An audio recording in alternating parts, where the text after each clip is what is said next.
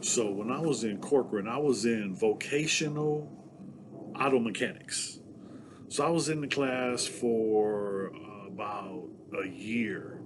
And while in the class, there was officers. They bring cars in from the streets, and this one officer, he does it all the time because he goes and purchases these cars and then brings it to the auto mechanic shop and has it totally rebuilt.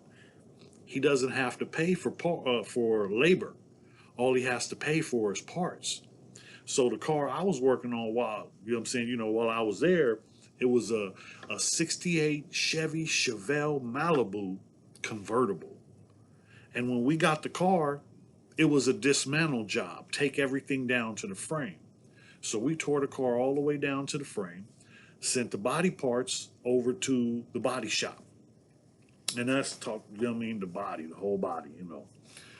We had the frame, took the engine, took the transmission out, stripped everything down. The guy, you know what I'm saying, the officer, paid for material for us to use.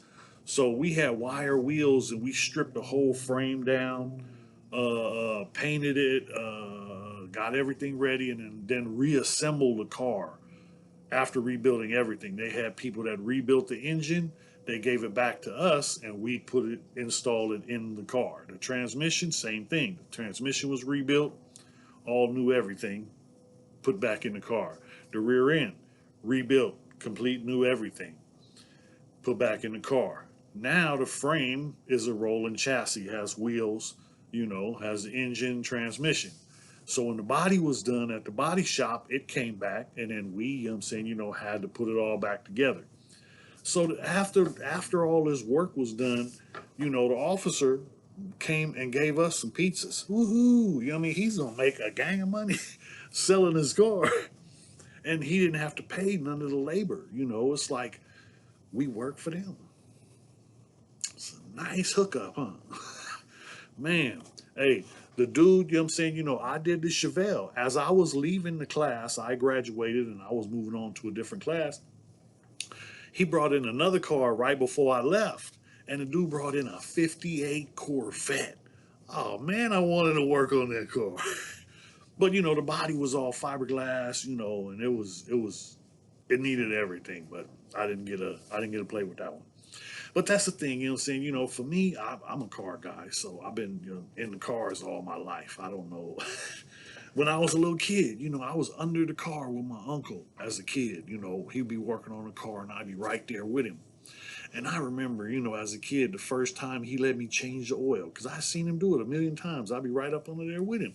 So this time I get to do it, and he's doing something else. He was doing the U joints. We had a Dodge, I believe it was a Dodge Dart.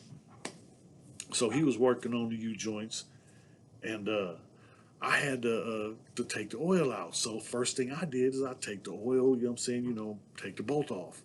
When the bolt comes off, the oil comes out right on my head. So I, panicking, trying to get out from up under the car, hit my head on the car, end up with oil all in my hair. My mom was not happy. At the time, I was, 12 or 11. I was a little kid.